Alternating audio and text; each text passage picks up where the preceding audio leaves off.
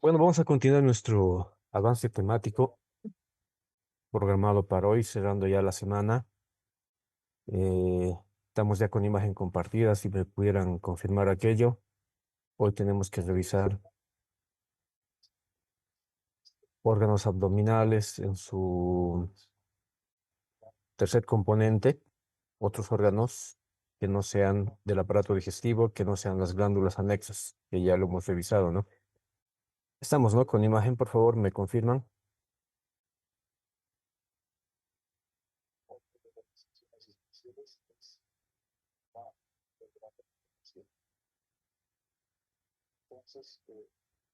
Hola, hola. Sí, Doc. Ya, perfecto, muchas gracias. Entonces ya de una vez nos adentremos a esta temática, en esto que es nuestro curso preuniversitario, admisión 2026. Estamos en la materia de biología, rama anatomía humana, y como ya he mencionado previamente, hoy vamos a revisar de modo específico órganos del aparato urinario, ¿ya? Puesto que habiendo revisado ya los órganos peritonizados, los órganos del aparato urinario, la mayoría de ellos, más bien no tienen un tapiz peritoneal y solamente tienen cubiertas fibrosas y otras que los rodean. El aparato urinario consta de los siguientes órganos: los riñones, las vías de excreción urinaria, que son la pelvis renal, los uréteres, un reservorio que es la vejiga en la cavidad pélvica y la uretra. Todos estos órganos tienen por objetivo,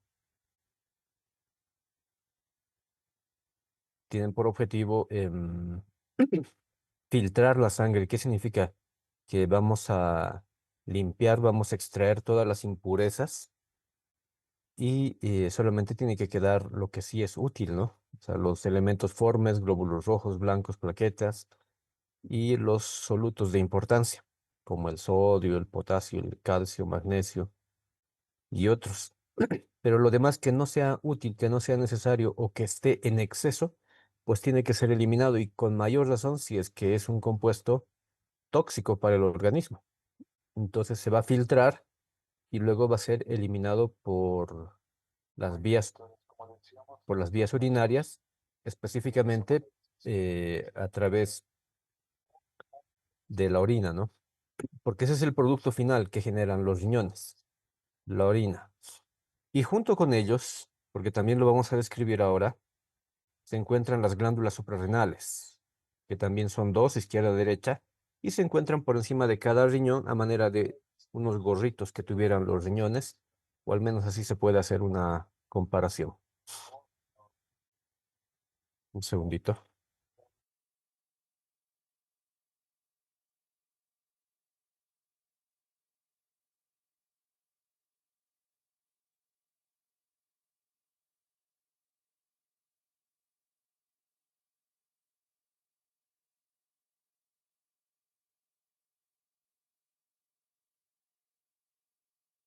Bueno, continuemos. Los riñones. Son dos órganos parenquimatosos muy peculiares, como ya hemos adelantado, son retroperitoneales. ¿Qué significa? Que no están cubiertos por el peritoneo visceral, pero sí se relacionan con un peritoneo, específicamente con el peritoneo parietal. El peritoneo parietal posterior cubre, pasa por delante de los riñones, ¿ya? Pero no es una cubierta para el riñón. Ojo, esa diferencia. Por eso se los considera retroperitoneales, porque no están en el espacio peritoneal, sino que se encuentran detrás del peritoneo en general. Tienen la forma de un frijol o de un grano de café, pero son aplanados. Entonces, como son aplanados, tenemos dos caras, una cara anterior y una cara posterior. Ambos riñones están ubicados, como vemos en el esquema, en las fosas lumbares. Ya, estas fosas lumbares formado por los músculos cuadrado lumbar y sus fascias. También vemos la relación con las costillas, sobre todo con las últimas, onceava, doceava costilla, con el diafragma hacia la parte posterior. Y también existe la relación con los nervios, ¿no? Que pasan por acá, que son parte del plexo lumbar. Sobre todo el riñón izquierdo, que está ligeramente más, unos centímetros más hacia arriba que el derecho. Esto por la presencia del hígado hacia el lado derecho. El hígado parcialmente empuja al riñón derecho unos centímetros más por debajo.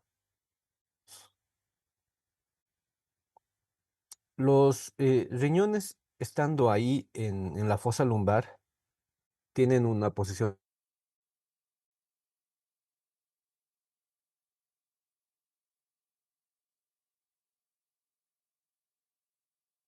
medial hacia lateral.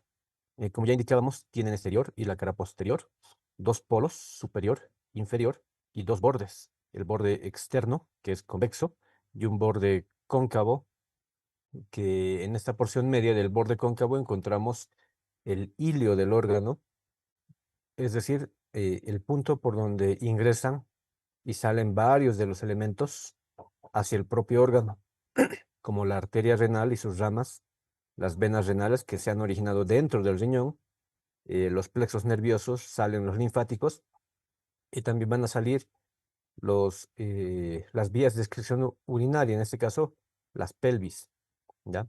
Pelvis renales. ¿Cómo diferenciamos si estamos frente a un riñón derecho, izquierdo? La estructura de los riñones, como vemos aquí en el esquema, es así, lobulada, o por lo menos parcialmente lobulada. Se puede identificar en los riñones segmentos específicos, habitualmente tres, superior, medio, inferior, tres lóbulos, ¿ya?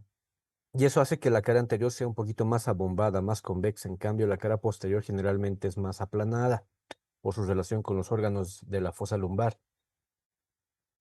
Y también es notorio, es evidente que los riñones en el polo superior son un poco más angostos y en cambio en el polo inferior son un poco más anchos. Eso nos ayuda a identificar, por eso, si estuviéramos, cuando agarramos órgano suelto, tenemos que identificar si corresponde a un lado derecho o a un lado izquierdo. Siempre es fundamental. ¿Qué otras características? La consistencia de este órgano es firme, pero al mismo tiempo es blando. Como es un órgano parenquimatoso, tiene una buena consistencia, pero fácilmente se puede desgarrar. Ya es bastante friable, como también lo es el hígado, lo es el bazo. Sus dimensiones. eh, Tiene una longitud en vertical de 12 centímetros más o menos en promedio, 6 centímetros en sentido transversal también en promedio, y 4 centímetros de grosor o de anchura también en promedio. Ya hemos mencionado que sobre el polo superior se encuentran las glándulas suprarrenales a manera de dos gorritos o cúpulas. Esto también ya lo habíamos mencionado. El riñón derecho está ligeramente unos centímetros más por debajo por la presencia del hígado. Y además el hígado lo cubre parcialmente al polo superior del riñón derecho. En cambio, en el lado izquierdo, más bien la relación es más estrecha con el vaso. O sea, el vaso cubre también parcialmente al polo superior izquierdo del riñón. Y adicionalmente, la relación que tiene, por ejemplo, en la cara anterior del riñón derecho es con el duodeno, acá cerca del ilio, y en la parte inferior con la flexura cólica derecha. En cambio, en el lado izquierdo, más bien las relaciones con el páncreas, parte de la cola del páncreas pasa por delante, que lo habíamos explicado en la anterior clase, y también la flexura cólica izquierda tiene relación con ese sector y el estómago, ¿no? Bueno, los riñones, como todo órgano, tienen medios de fijación. Y en este caso, además de fijación, también van a servir, las estructuras que voy a mencionar sirven también como eh, tejidos de protección, de resguardo. ¿Por qué? Porque los dos riñones, como vemos en los dos esquemas, están rodeados por una gran cantidad de cúmulo de grasa, ¿ya?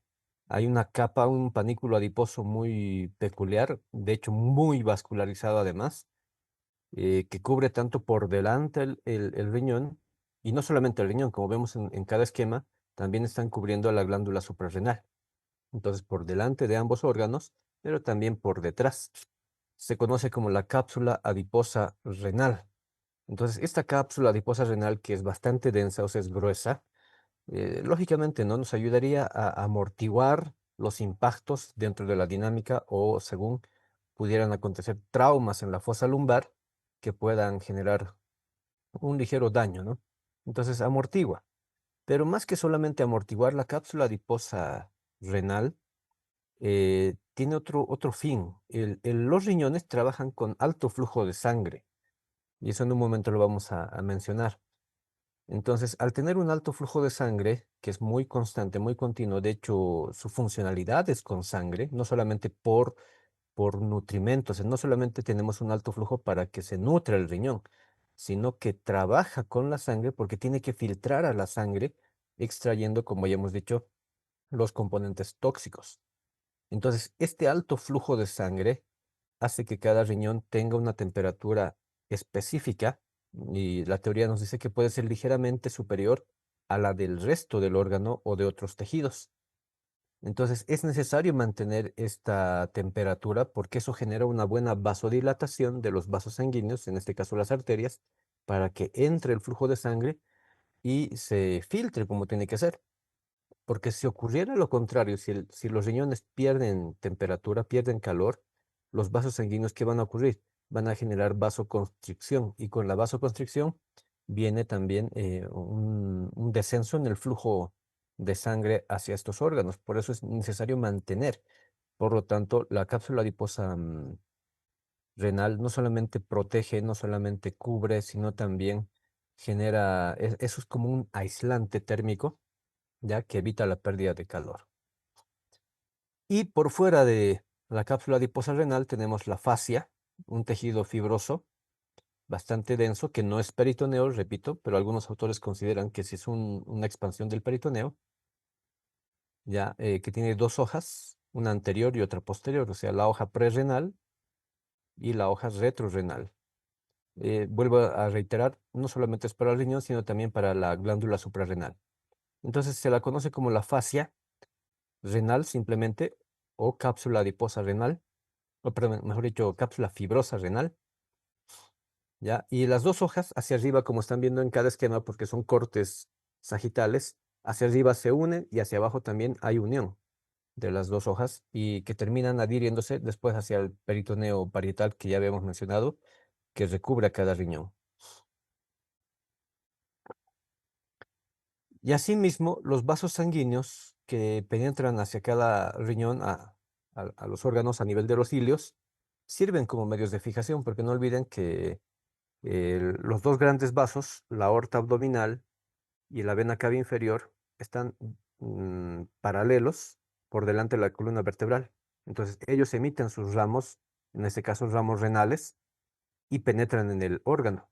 Entonces, esto también le sirve a este órgano como su medio de fijación para mantenerse en su posición anatómica, ¿no? Y en su situación.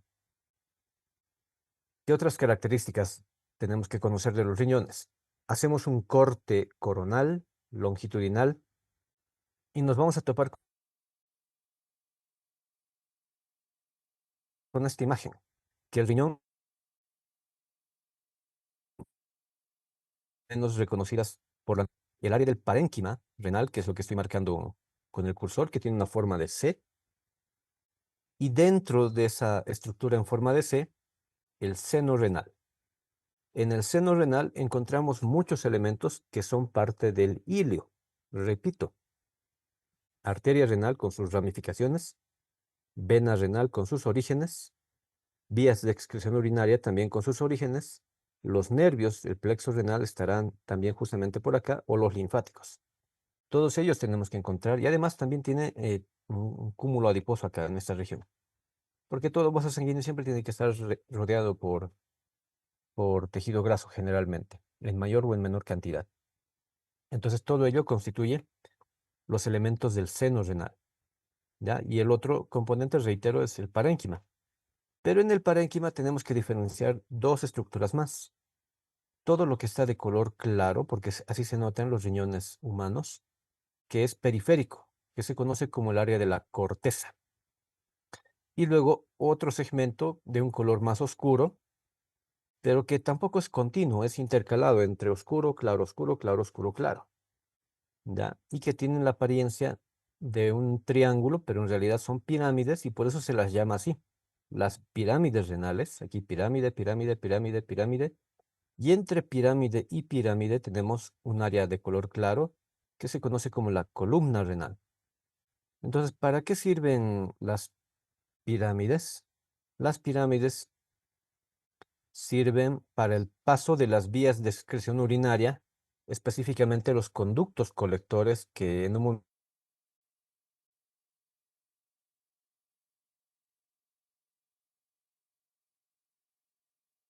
momento acá, ¿ya? Y luego se van a la banda de cada pirámide que se conoce como la papila renal. En cambio, por las columnas, como también vemos aquí en el esquema, por las columnas renales, que por si acaso, si alguno ya ha debido estudiar, ha debido leer, tienen nombres más clásicos, más antiguos. Las pirámides se conocen como pirámides de Malpighi y las columnas de Bertin. Entonces, los vasos sanguíneos pasan por las columnas. Las arterias, las venas están pasando por acá. Específicamente son para ellos. Em, y en el área de la corteza, ¿con qué nos vamos a topar? Esto ya es más histológico que anatómico. En el área de la corteza nos toparíamos con un área puntillada o granulada, porque en ese sector de la corteza tenemos que encontrar a las nefronas. Las nefronas o nefrón representan la unidad básica tanto estructural como funcional de los riñones. O sea, algún autor lo refiere de esta manera, es como el riñón pero en miniatura, microscópico. De hecho, son millones de mini riñones, podemos decir, que están dentro de los riñones. En un momento me entenderán, que probablemente ya lo han estudiado, reitero. ¿Cómo está irrigado cada riñón? Tenemos la arteria renal, un solo tronco principal. Raro es que existan dos, hacia la izquierda y hacia la derecha. Las arterias son ramas de la aorta abdominal. En cambio, las venas empiezan en los riñones y drenan, son afluentes de la vena cava inferior. Lo que estábamos mencionando hace un rato, los riñones se llevan entre el 25 y el 30% del gasto cardíaco. Y el gasto cardíaco representa un volumen X, ya que es un volumen total que se pueda eyectar en un minuto. Ya siempre está por encima del valor total de la sangre. O sea, no es lo mismo decir cuánto es el volumen total de la sangre que tiene una persona que hablar de gasto cardíaco. Puede ser, en algunos casos, el gasto cardíaco puede ser mucho más que el propio volumen total de sangre que tenga una persona, o a veces menos, o a veces muy similar. Entonces, no es lo mismo hablar de volumen total de sangre y gasto cardíaco. Entonces, el 25 al 30% de todo el gasto cardíaco se otorga hacia los riñones. Lo repito, no es con el objetivo de nutrir a los riñones, es que los riñones trabajan y viven justamente con sangre porque tienen que limpiarla, tienen que filtrarla, lo que ya habíamos explicado al inicio. ¿Qué ocurre entonces? Ocurre que la arteria, antes de entrar, ya se está dividiendo en dos grandes grupos de vasos sanguíneos. Por un lado, tenemos el grupo que pasa por delante de la pelvis renal, como vemos aquí en el esquema, en la parte superior izquierda, y otros que están pasando por detrás de la pelvis renal.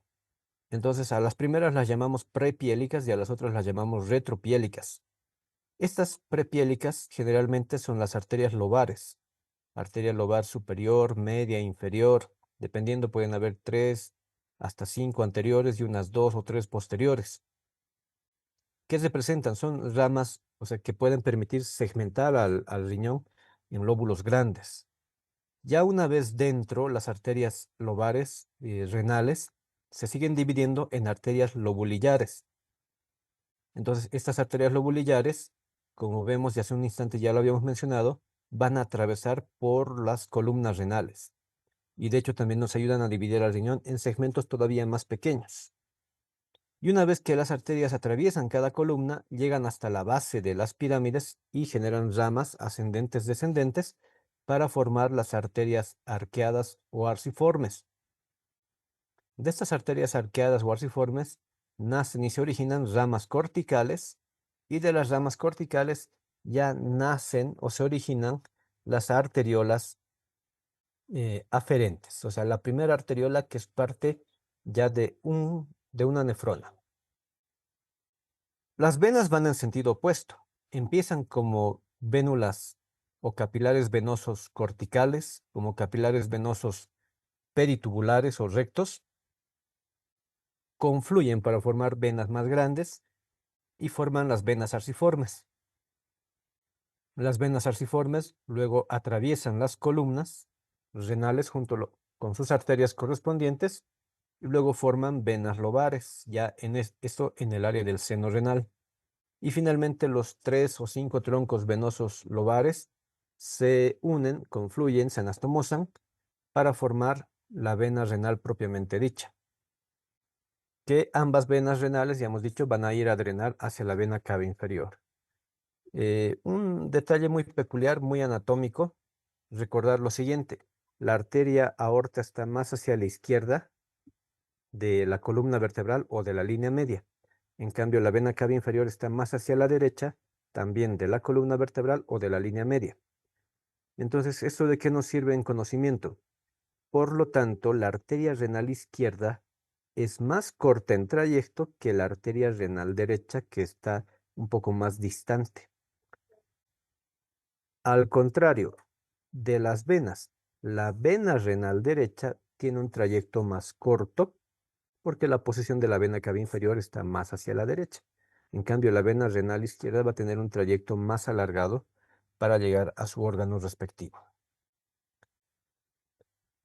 Entonces, adentrándonos en el área de la corteza, como ya habíamos adelantado, nos vamos a topar con los, con las unidades estructurales y funcionales de los riñones, que son las nefronas.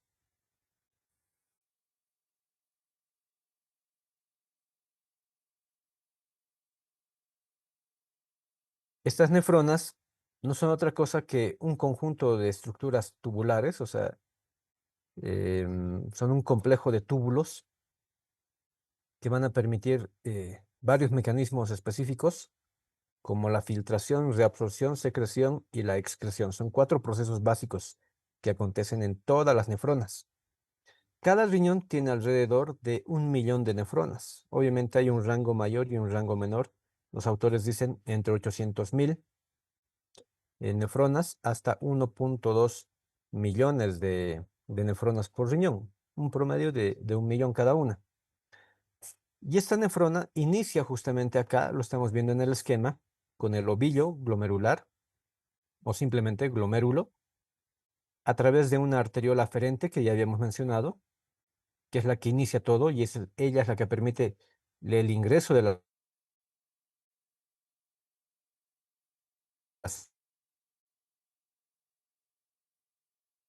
sangre, que es como una especie de laberinto, pero no se va a quedar ahí, no se va a quedar ahí. Esa sangre va a salir.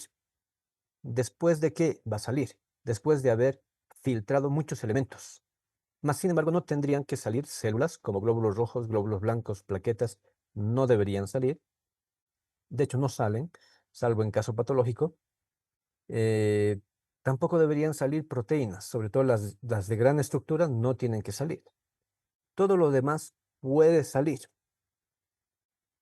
Y alguien dirá, pero ¿y si sale casi todo lo demás, qué va a pasar? ¿No se va a perder y se va a salir con la orina? No, porque en los siguientes segmentos, después de que se ha filtrado, por eso lo más correcto es decir que se filtra el plasma y no se filtra toda la sangre, el plasma y los solutos. Entonces, una vez filtrado el plasma, es captada por la cápsula glomerular que se encuentra alrededor, que de hecho se conoce mejor como la cápsula de Bowman. Y luego esta cápsula, como aumenta la presión, empieza a generar el flujo por los espacios tubulares ya hacia el siguiente segmento, que es el túbulo contorneado proximal. Entonces esto lo continuamos con esa diapositiva. Aquí otra vez, entra la sangre por la arteriola aferente, pasa por el ovillo, por esta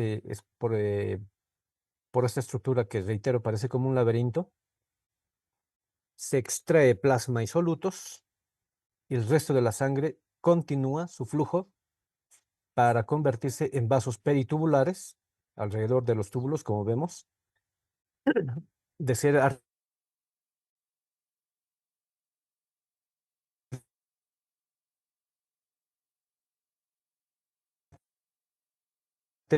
y de ese modo después esa sangre también tiene que retornar de sangre sistémico.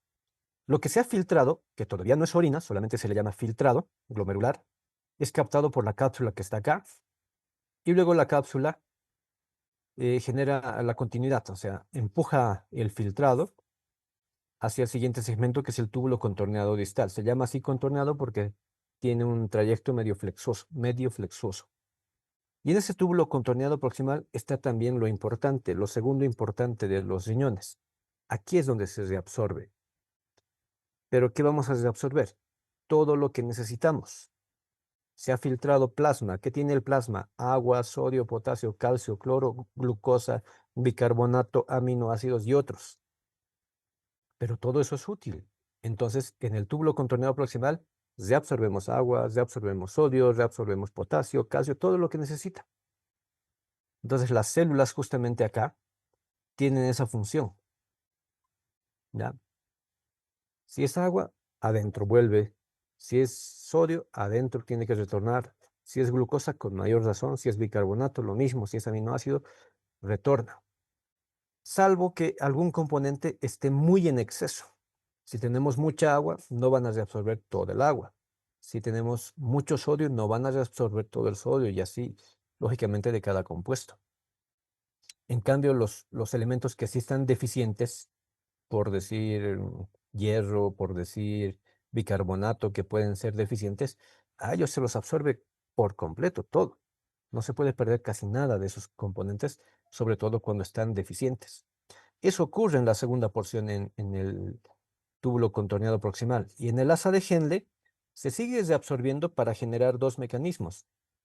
Para generar mecanismo de dilución o se me fue el otro término, para que sea una orina o un producto, un filtrado más concentrado, o sea, que tenga mayor cantidad de solutos. Entonces, ¿qué se puede reabsorber acá? O reabsorbemos agua y así este producto de filtración sería más concentrado, o reabsorbemos más solutos. Si reabsorbemos más solutos, este producto filtrado sería más diluido. Ya en el último segmento,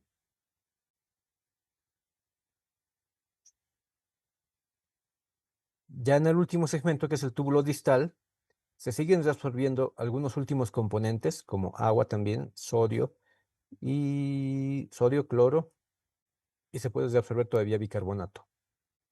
Pero al mismo tiempo se secretan algunos elementos. ¿Qué significa? Que pueden estar en exceso o se generan intercambios iónicos y se secreta, por ejemplo, potasio, se secreta iones hidrógeno, se secretan componentes nitrogenados, fosfatados, sulfatados, entre otros, se pueden seguir secretando. ¿Por qué? Porque en este último segmento, sobre todo en el túbulo colector, que es ya la última parte de la nefrona, hasta ahí tienen que finalizar los procesos de formación de la orina. Pero en este último segmento,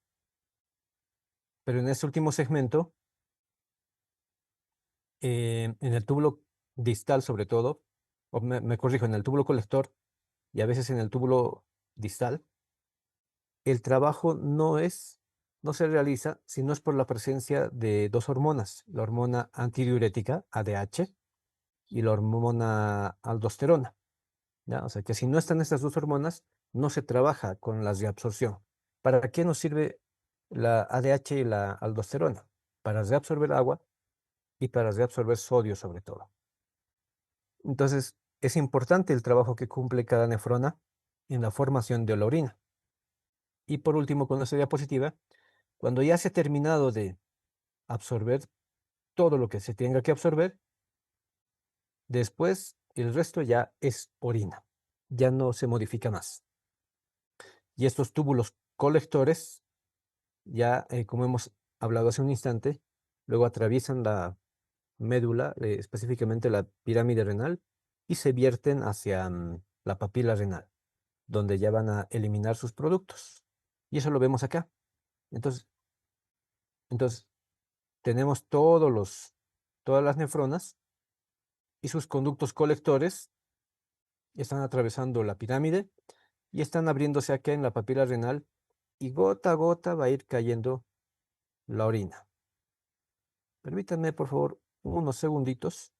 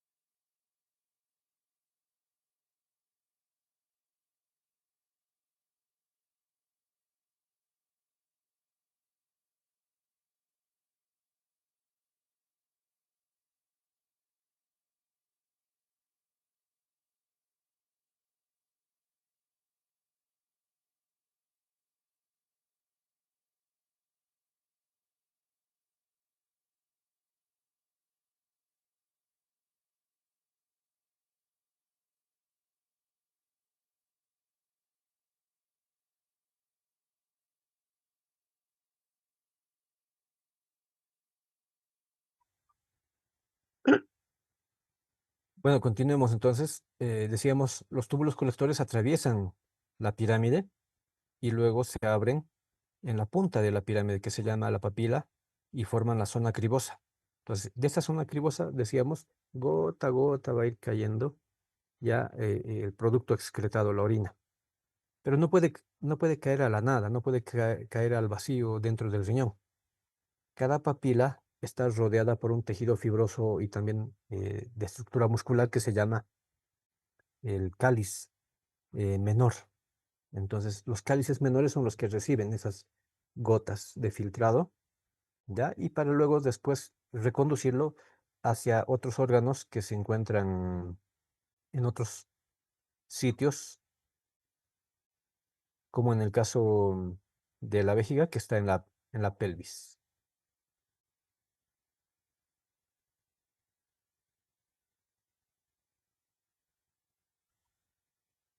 Ujú.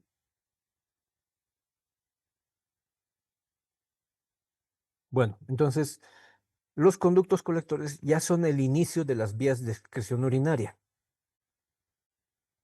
Ya están formando la orina. Pero ahora tenemos, pero son microscópicos, pero ahora tenemos otras vías de excreción urinaria, tanto intrarrenales como extrarrenales, que son macroscópicos, podemos verlos a simple vista, como por ejemplo los cálices menores que acabo de mencionar. Los cálices menores rodean entonces la punta de la pirámide, rodean a la papila, reciben la orina,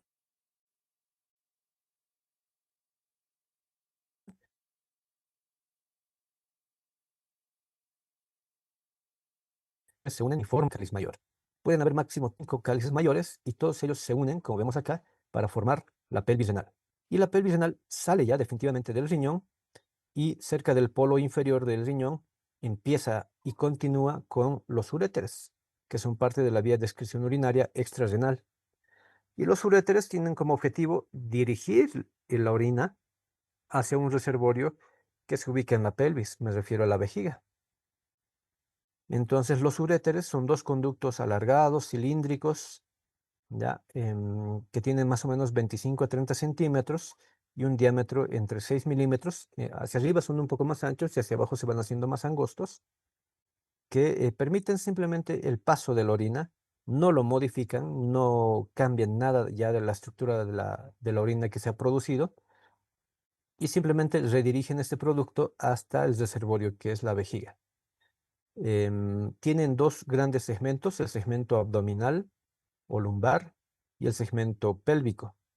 Y en ese trayecto descendente, que además son retroperitoneales, están cubiertos por el peritoneo parietal posterior, se relacionan con los músculos cuadrados lumbares, con el músculo psoas mayor, con los vasos ilíacos externos, luego con los vasos ilíacos internos, y finalmente se colocan detrás de la vejiga y atraviesan la pared de la vejiga, porque ese es su último segmento, intravesical o intramural. Y la función que tienen es generar movimientos peristálticos, así como el tubo digestivo, para redirigir la orina hasta el reservorio. Y el reservorio, como ya hemos ido adelantando, se encuentra en la pelvis, la vejiga, que es un órgano de almacenamiento temporal.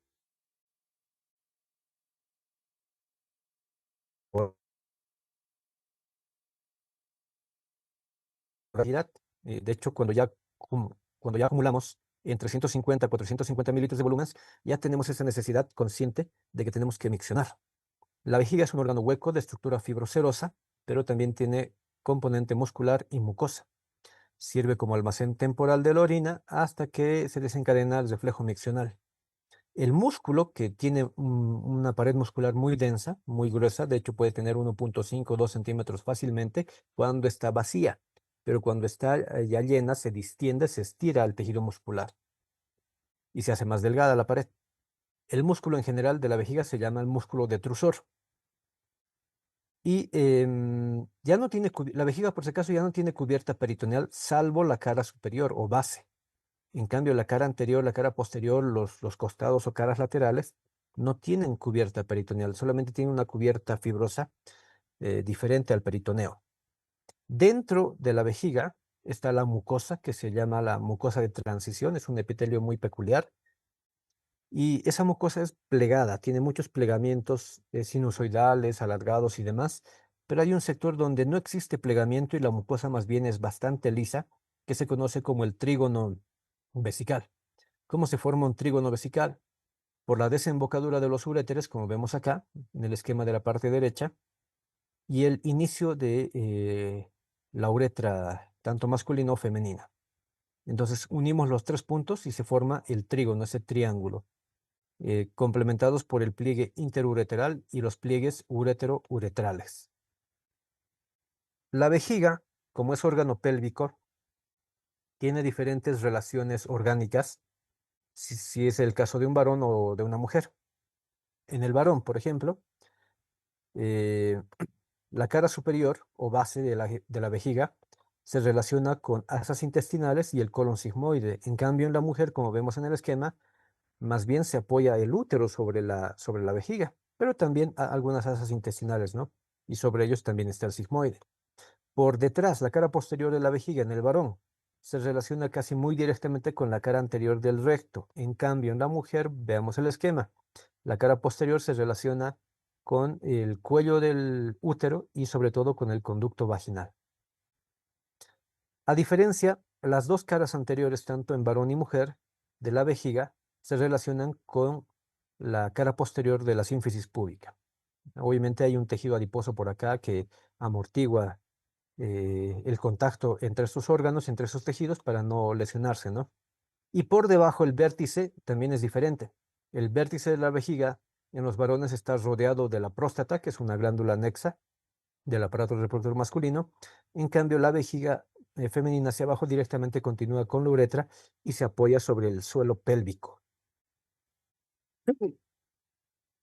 La uretra también es diferente tanto en varón como en mujer, sobre todo en longitud. En el varón tenemos una longitud de 15 a 20 centímetros de uretra, ya con cuatro segmentos fácilmente reconocibles, que son el segmento vesical, el segmento prostático, el segmento membranoso y el más largo de los cuatro es el segmento peniano o esponjoso, porque la uretra penetra en el cuerpo esponjoso del, del pene y se abre, lógicamente, en la punta del glande a través del meato uretral externo.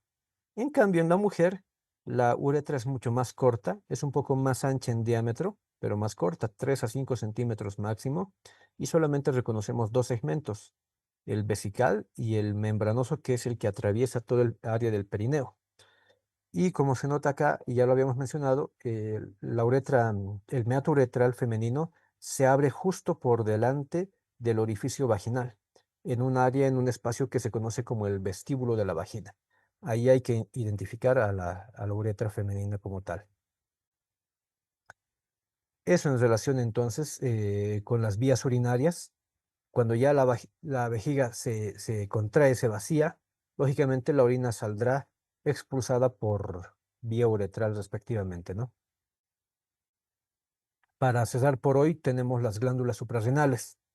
Las glándulas suprarrenales son dos órganos que pertenecen al aparato endocrinológico que se ubican o se encuentran por encima de los polos de ambos riñones. Ya les habíamos adelantado, parecen como si fueran gorritos para los riñones. em, Son también órganos retroperitoneales porque están junto con los riñones y les tapiza el peritoneo parietal posterior y tienen forma de pirámide triangular de esta manera. Entonces tienen dos caras anterior, posterior, un vértice hacia arriba y una base que está pegada hacia el polo superior de cada riñón. Estructuralmente, si hacemos un corte, en cada glándula reconocemos eh, dos tejidos que son el área periférica, que es la corteza de la glándula suprarrenal, y hacia adentro la médula de la glándula suprarrenal. Las dimensiones tienen por lo menos entre 4 a 5 centímetros de largo en sentido medio lateral, porque así están posicionados, 2 a 3 centímetros de alto y por lo menos 1 centímetro de grosor o de anchura, con un peso de 8 a 10 gramos. La función que cumplen las glándulas suprarrenales, porque trabajan de modo conjunto con los riñones, es producir hormonas como la aldosterona, el cortisol, hormonas sexuales e incluso catecolaminas. En un análisis histológico rapidito para concluir, vemos aquí está el área de la corteza y el área de la médula de la glándula suprarrenal. La corteza es muy peculiar, tiene tres zonas. La zona glomerular, que es donde se produce la aldosterona que ya habíamos adelantado, sirve para reabsorber el sodio, pero al mismo tiempo ayuda a secretar potasio. En la zona fascicular se produce el cortisol, que sirve para regular la glucosa, sobre todo en estados de ayuno, y en la parte reticular se producen las hormonas sexuales. Y desde la parte más profunda, que es el área medular, se producen las catecolaminas como la noradrenalina y la adrenalina. Entonces, todas estas hormonas, o sí, todos estos productos, hormonas en realidad, ¿en qué coadyuvan en el organismo? Ayudan a regular la presión arterial, ayudan con el volumen total de agua que tenemos en el cuerpo, ayudan en el control del azúcar en estados de ayuno sobre todo, y nos mantienen alerta y preparados para mecanismos de lucha o de huida, dependiendo cada circunstancia. Entonces, ese es el objetivo que tienen las glándulas suprarrenales y trabajan, como decíamos, de modo conjunto con los riñones, sobre todo para regular la presión arterial, algunos electrolitos y demás, y con otros tejidos como el aparato digestivo y el páncreas para regular el metabolismo del azúcar específicamente y también de los lípidos. Bueno, y con eso estamos entonces concluyendo nuestra clase de hoy. No sé si hasta acá tienen alguna pregunta, duda, comentario. Adelante, los escucho.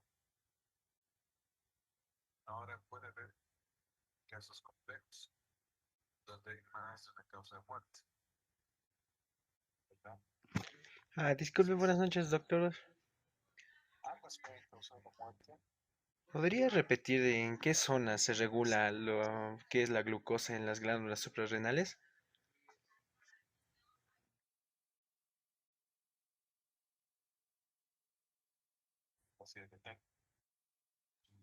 Me repite la pregunta, por favor, no la entendí bien. ¿En qué glándula se regula la glucosa? ¿En qué zona de las glándulas suprarrenales se regulaba la glucosa?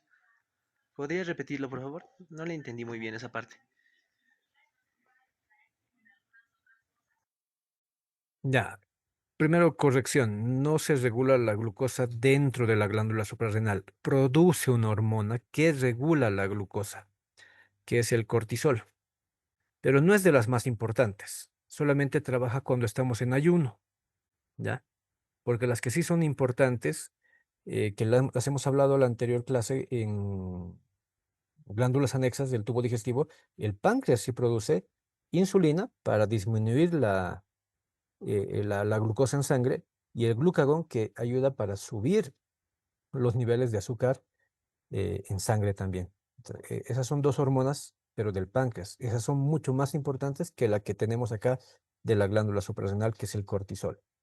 O sea, el cortisol es muy excepcional. En casos muy peculiares se produce en gran cantidad y coadyuva con este mecanismo. Ojo, pero no es que la glándula suprarrenal regula como tal todo el control de de la glucemia, no.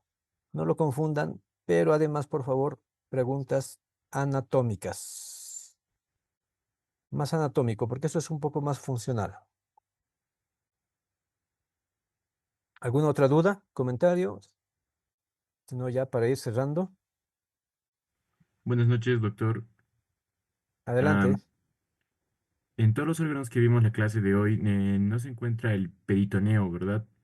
Entonces, ¿hay alguna especie de tejido que recubra o tapice todos los órganos que vimos? No le terminé de escuchar, por favor. Mm, Creo que mi señal no está muy buena hoy. No lo escuché, a ver si lo escribe. El peritoneo no está presente en los órganos del aparato urinario que vimos en la clase de hoy, ¿no? Entonces, ¿hay alguna especie de tejido que se encuentre tapizando o recubriendo estos órganos? Sí, ahora sí he terminado de escuchar su pregunta. Sí, no están cubiertos por peritoneo visceral, ojo, pero sí están cubiertos por peritoneo parietal, pero no es lo mismo, no es una cubierta como tal, solamente es una relación de contacto. Y ya habíamos adelantado que tanto ahora como en la anterior clase, habíamos dicho, sí, estos órganos tienen más bien un tejido fibroso que los aísla del resto, ¿no? Porque no pueden estar entre sí pegados en contacto directo entre órgano y órgano, siempre hay tejido conectivo que los rodea. De hecho, ya habíamos hablado la cápsula adiposa renal y la fascia renal, por si no nos ha escuchado al inicio de la presentación. Bueno, y con eso entonces, señoritas jóvenes, damos por concluido y por cerrado nuestra actividad del día de hoy. Estamos culminando la semana, la penúltima, y ya luego se viene nuestra última semana de actividades. Que tengan un buen descanso. Muchísimas gracias. Hasta luego. Chao, chao. Hasta luego, doctor.